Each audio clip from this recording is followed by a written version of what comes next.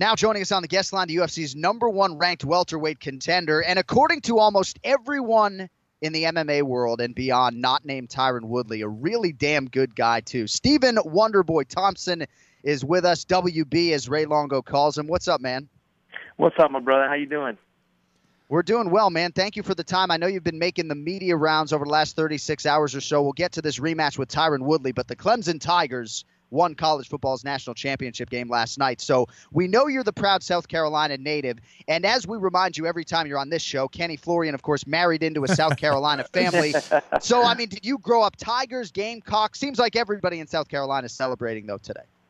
Yeah, man. I mean, I wasn't really a big football fan. My brother played college football. I was either, I had friends that went to USC, had friends that went to Clemson, so I kind of went back and forth. But, man, hats off to Clemson, man, Tigers. They did South Carolina proud. They sure did, and you have certainly done your state proud as well. You'll try to get that UFC title from Tyron Woodley. It's been announced, main event UFC 209, March 4th in Las Vegas. Man, this rivalry is really intensified.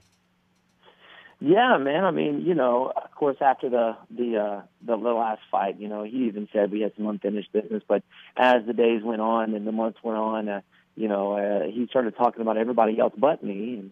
And Sunday, I kind of put out on Twitter a picture of me and him with both of our hand raised and a signed contract that I had signed, and said, "Hey, man, we're waiting on you." So that got everybody talking, and I think it did enough for him to actually. Because I know he had the contract sitting in front of him, did enough to get him to sign that contract. And here we are, man, getting ready to fight March 4th.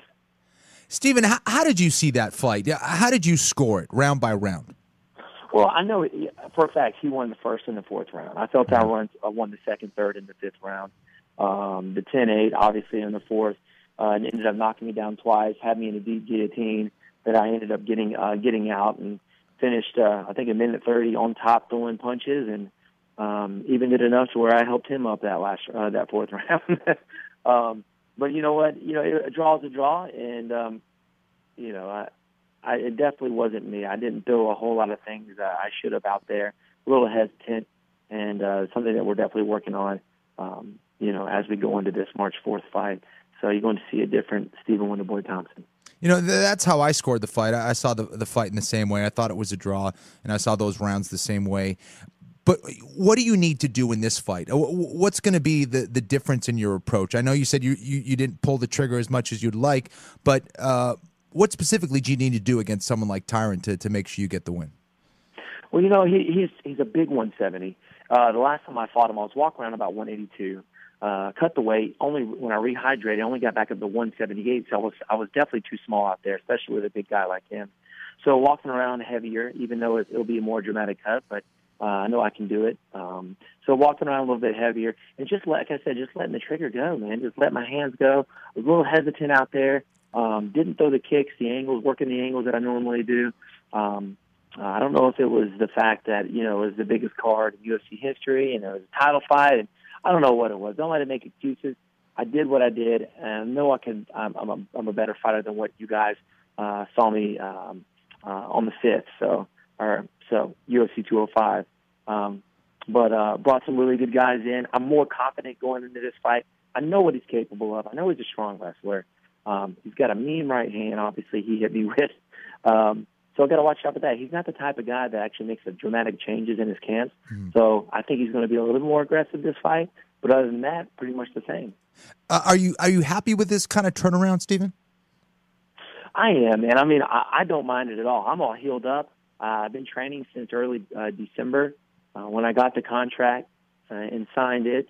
And like I said, just waiting on him. I was back in the camp ready for March 4th. So I feel great, man. Stephen Wonderboy Thompson with us here on the Anakin Florian podcast. So I saw you pushed out some tweets, and I thought you did a good job with it. One of the hashtags, I think, was anybody but Wonderboy, sort of insinuating, and you've touched on this several times over the last few weeks, that he'd rather fight other guys and recognizes how dangerous you are. Certainly a name like Nick Diaz brings a certain cachet with it. Michael Bisping has a championship belt. But do you believe in Woodley's heart he thinks those are easier stylistic matchups and thereby fights for him than rematching you?